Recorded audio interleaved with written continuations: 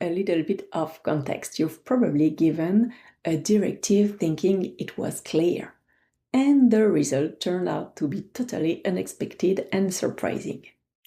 Here are 3 tips to clarify your expectations and avoid misunderstandings. Simple techniques, but powerful ones. First of all, why are clear expectations essential? It's a very good question. Again, a little bit of theory. When your expectation is unclear, it opens the door to interpretation. And with interpretation comes frustration, lack of disengagement, underperformance. So clear expectation allow better coordination. So this is when everyone understands their role in the bigger picture. Less overlap, everyone can organize their work based on other colleagues know when to check in, when to deliver, and who to work with. The second, it's increased accountability. When I know exactly what you expect from me, it's easier to own my role and my results. So I can take initiative, I know my level of freedom and where I can take action. I feel competent, I believe I can deliver what's expected, and I act with autonomy. The third one is a feeling of psychological safety. I can speak up, ask questions, take risks without fear of being judged. So it's important because clear expectations help by reducing ambiguity and gray areas, which often create anxiety. So lowering the fear of making mistakes or bothering others with questions, and encouraging useful questions. When the instructions are clear, it's easier to ask for detail if needed than when the instructions are confusing from the start. So, express clear expectation. The first thing is to clarify. Clarifying it's not just stating what we want. Clarifying means making a request that gives the other person everything they need to succeed. So how to do that? Use the 5 clarity questions to structure your message. First of all, the who. You probably know the story, but I repeat it for you. There was an important task to do. Everyone was sure that someone would do it. Anyone could have done it, but no one did it. Someone got upset because it was everyone's job, and everyone thought anyone could do it. But no one realized that everyone wouldn't. In the end, everyone blamed someone when no one did what anyone could have done. So the moral of the story, naming a clear person avoids the collective blur and shared confusion. So when everyone is responsible, no one really feels responsible. So that's for the who. Number 2, the what. What exactly are you expecting? If you ask for something to your teammate, can you make the file for the clients? Yes, sure, she can, but don't be surprised if it's not the good file. Because if you just say the file, don't be surprised if it's not the right one. Being specific about the content helps define the scope. Don't make people guess, tell them. The third question is the when. When is what is the exact deadline? So if you ask someone to make a survey for the team, please be clear with the deadline. A task with no deadline is confusion about priorities. The frustration happens when you think it's urgent for you, so it's urgent for the other one. Now, what it's urgent for me, it's not urgent for the other. Fourth question, how? What is the method or the format with expected? So imagine you want a report on the client survey. So you ask for that, but you don't think about the how. how you want to do that. So the how makes all the difference, because your teammate can present an Excel table with chart, a month-by-month comparison, and another one can present 2 pages in a Word document, clean layout, bullet point headings, etc. So even a good answer can be rejective. It's in the wrong format.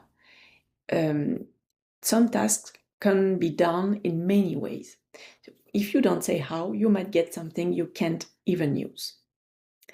And the last question you can use is the why. Why is what is the purpose or the meaning behind the task? When you give a meaning to a task, it increases the engagement. If I understand the why, it helps me to make better decisions, to adjust when needed and stay motivated. So keep in mind, these 5 questions help make the implicit more explicit. They bring to light what's often taken for granted. Check others' understanding. Even if you think you were clear, what the other person understood may be different. The difference between saying something and making it understood. We often assume that saying something equals being understood, but it's not that simple. Communication is just about what we say. It's about what the other person hears, interprets, and remembers. In psychology, we call that the illusion of transparency. It's when we overestimate how clear our message is because we understand it, but the other person doesn't have access to our intention or mental context. So, 3 techniques to check for understanding. The first of all, ask open-ended question. When you ask closed question like, is that good? Did you get it? Often it leads to a quick yes, even when it's not true. So open-ended questions invite the person to explain in their own words, which helps reveal confusion or ambiguity. So for example, what does this task involve for you concretely? What's the first step you're thinking of taking? Second, ask for rephrasing. So instead of repeating your message, ask the other person to rephrase what they understood. It's a simple and respectful way to check clarity. So for example, you can use, how would you sum up the key points of what you need to deliver? Or just to make sure we are aligned, what will you prepare for Thursday? So this prevents last-minute surprises due to missed detail or unclear instruction. And number 3, give regular feedback to adjust along the way. So even with a good communication at the start, gaps can appear along the way. New information, accumulated misunderstanding, wrong assumptions. So when you give feedback, it can help to correct quickly, adjust expectation if needed, and support without micromanaging. So for example, you can use this open-ended question: where are you at and what needs to be clarified or adjusted? What are the parts where you feel like you're working in the dark? So that's the 3 techniques to check for understanding. Now, 2 pitfalls.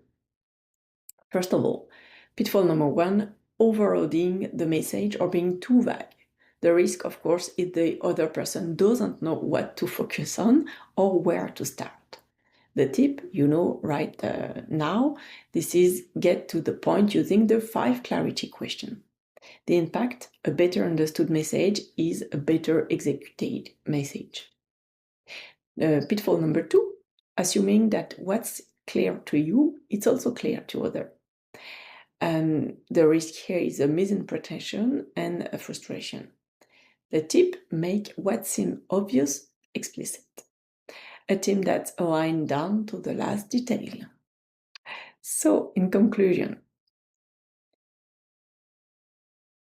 communication is mostly about what the other person hears, interprets, and retains. Please keep that in mind. And keep in mind also positive intention. When you have a directive, your directive has to be an intention, a positive intention. I want to be clear. I want to collaborate. I'm responsible for making sure it's understood. I want to be effective. So what is your positive intention when you give a directive to other one? The second one, the 5 clarity question, to ask or to answer. And the third one, the validate perception. It's the final touch. So I invite you today to try this. Choose a situation where you can rephrase an expectation using the 5 questions. And please remember that a team that truly understands each other moves forward better and faster.